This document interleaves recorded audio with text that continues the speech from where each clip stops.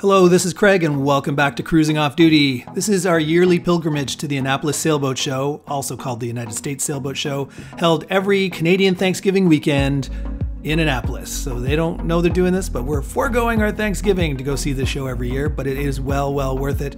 We come and we check out catamarans to look for our future floating home. That's right, we're selling everything and we're gonna move all our possessions onto a catamaran and live full-time sailing around the world. So that's the plan. So every year we come and check out these boats. There's always something new to see. The first boat we're going to show you in this episode is the Knysna 50-foot catamaran from a South African company.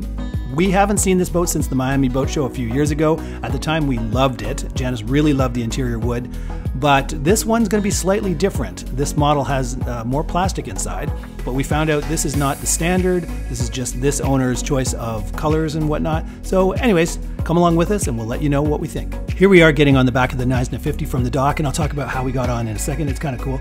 Nice outdoor salon table, very nice wood. Now I'm going to take you around this boat and show you the access to the bow, and it's actually quite wide and the shrouds are not in the way, so you don't need to duck underneath them, so that's pretty cool. I don't see a lot of handholds along the edge here though. That's something I've noticed on other catamarans. There's usually some bars or something on the roof to grab onto as you're going forward if it's really rocking and rolling. Another thing you might want to notice is the hatches are the older style where they're raised off the deck. I'm sure there's pros and cons to that. The con, of course, is you can stub your toe on it. The pro is they're less likely to leak. Some of the newer cats have the recessed hatches that go into the deck so they're flush. Problem is water can collect in there. You have to wipe them down so they don't get dirty in there, and there's more likelihood that the water will leak. You can see there's a bowsprit, so you can have a second furling head sail, which is pretty cool. And the trampoline is made of a nice soft material that you can stand on without getting abrasiveness on your feet. Now I'm going to show you underneath the boat because a lot of people are concerned about bridge deck clearance and whether there's going to be bridge deck slap, they call it, waves going underneath that hit the bottom of your boat. It's going to happen on every catamaran. This one seems to have okay bridge deck clearance. I wouldn't call it high, I wouldn't call it low, sort of in the middle. Now, as I mentioned in an overview episode last time, Janice and I had our own cameras and our own opinions on each cat, so let's check out what she thought so far. I'm on the bow of the Knysna, and it has a princess seat. That's fabulous for me.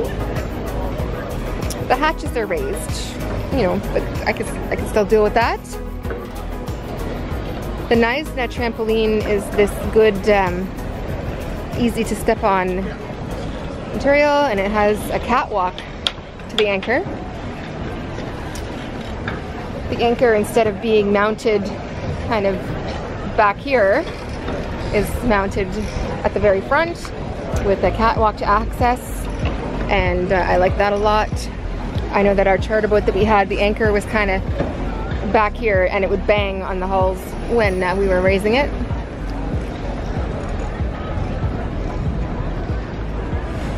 It has this other thing that is great, little steps to get up on the top deck, which are great. They don't interfere with the big windows. Some giant sunroofs up here. Hello down there. Doesn't see me. Lots of solar included. It has kind of a sport cockpit, which I love. I don't like flybridge. Hey, look who it is. Look, stranger danger. Hello. Me filming, Janet's filming me.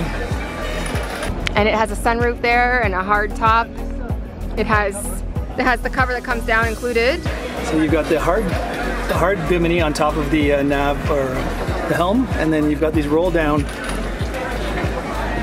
strata glass, and then all your powered winches are here.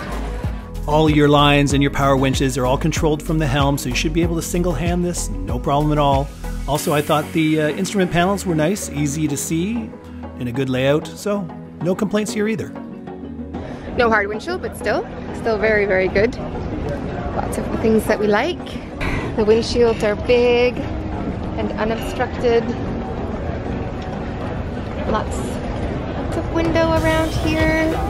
I want you to notice the raising and lowering dinghy platform. It's great for if you need to scuba dive, or in this case, getting on and off from the dock. It made it really simple. Also, notice the beautiful wood outdoor salon table. We loved it, the look of it, and the location of it, so that's a plus. A nice seat back here for the barbecue, which is attached. Some beautiful decking. I love the lift for the dinghy. No doubt, it's like a garage. like an automatic garage, which I love. Dinghy, powered dinghy. Yeah, has a fish cleaning station over there, which is handy dandy because we will fish occasionally. Ooh, there's a swim ladder right there. I love the cockpit table layout. This is cool. I don't know why more of them don't have the table all the way at the back instead of on the side. We have all this open area. Okay. We're gonna get a tour of it. Oh yes, is the owner's side. Oh yeah. Owner's version, which is what I want. So it has the cabinetry, which is oh wow. Nice settee area.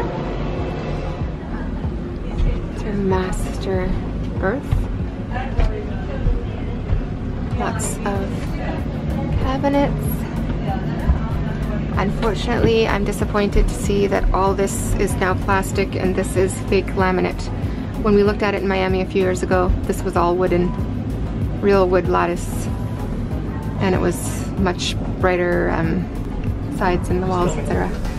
Really gone down in quality here.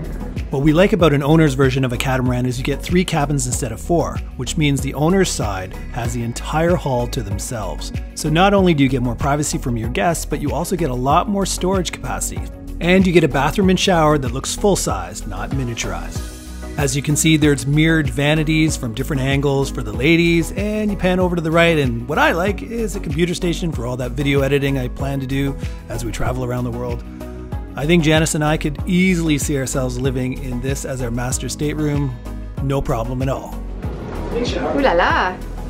This will fit.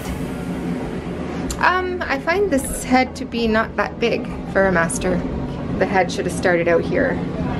There's already a desk back there. That could double as a wardrobe, makeup table. We don't need another sitting surface here. This should have been kind of where the bathroom started, in my opinion. Right at this wall. Okay, the salon is nice and bright and airy. Really, really impressive. Going back to what Janice was saying about the bathroom, clearly men and women see things differently. I thought the bathroom was a perfectly good size, but Janice was thinking it should have had 2 sinks and should have been bigger, so hey, to each his own. This is one of the reasons we filmed with 2 separate cameras, so that we could capture both of our opinions on things. You often find that the man's perspective and the lady's perspective is a little different. Always go with the lady's perspective. A happy wife is a happy life. Before Janice even comes up here and films it and gives her opinion, I already know she's going to like this kitchen because it's got 2 sinks.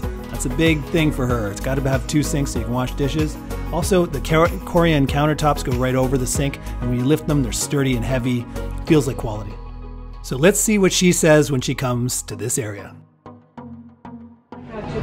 Here's the sitting area. So you want to do it now? Yes.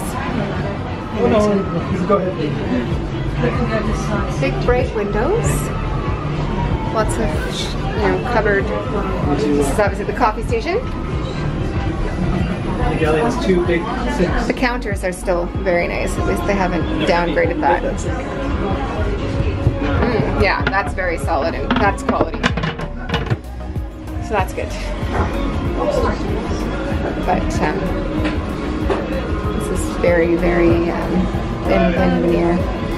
That will not last. Now the only thing left to check out is the guest cabin side of the boat, and yeah, let's check that out now. Usually the way it works on these catamarans is the bed at the back and the stern of the boat is exactly the same as the owner's bed in terms of size and shape and all that. The only question is, what's the head going to be like? Does each cabin have its own head with its own separate shower, or are you showering over top of your toilet? As you can see, this stern cabin has its own separate shower, which is a plus. Nothing worse than showering right over top of your toilet. It also looks to be a decent sized head, but then again, Janice may not agree with me on that as well. Wow, that is quite the control panel. Very impressive. If I had more time, I'd look at that longer, but let's check out what else is up here. You've got another fridge here, which is an odd spot for a fridge, but you can never have enough refrigerators on a boat. And here's a design choice that I see on some catamarans, is that they made the bed at the bow of the boat perpendicular, so you get a bigger cabin, but therefore you can't have really high bridge deck clearance because the bed is in essence over top of underneath of your bridge deck. So there you go. so the front cabin actually feels pretty decent sized. And because the bed's not taking up a lot of space in what would be the narrowest part of your hull, you actually have a decent sized head with its own separate shower. So yeah, nobody's sacrificing on this boat. At least I think it's a pretty good head. Who knows what Janice is thinking? Let's check out her footage and see what she has to say. Electronics.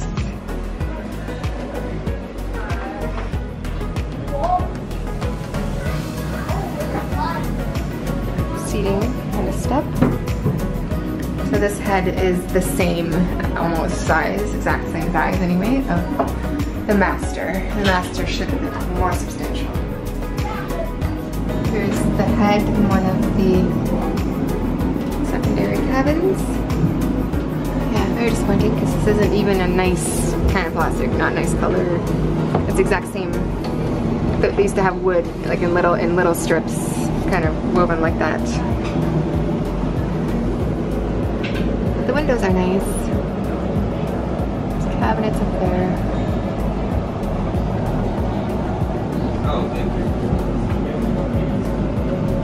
Fish station with a mini lazarette. There's also a garage back here, so that's probably a good spot to store paddle boards, etc. Okay, so we got a lot of people that know us keep talking to us, so we're kind of falling behind on this. A very productive day, but we are meeting lots of lovely fans. Viewers.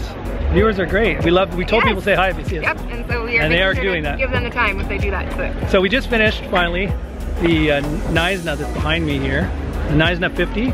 And Janice wants to say something about what she said on... I feel bad now because I was poo-pooing the finishing. I did not like the plastic lattice inside. And I was like, oh, it was so much nicer when we saw it in Miami. And then so Craig talked to one of the employees and the staff. And I'm very happy to find out that this is not the standard. It is still as is in this photo. Yeah, it's a beautiful wood. This is the boat I fell in love with, and that was like one of my top 3. Everything is beautiful, bright wood. The lattice even is all little strips of wood. Yeah, and so that's standard. Now it's back on my top 3. And so, all of a sudden. Yeah, we love the boat. We weren't thrilled with the finish. Someone would deliberately choose not this. I know. Finish, but whatever. They built this one, and they had to. This is the closest one for the show, but that's not the color.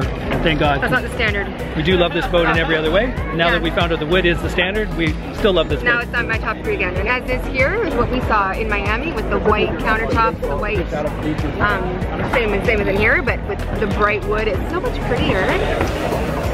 And I could live on that. And it's actually reasonable price. I still feel the bathroom should be bigger.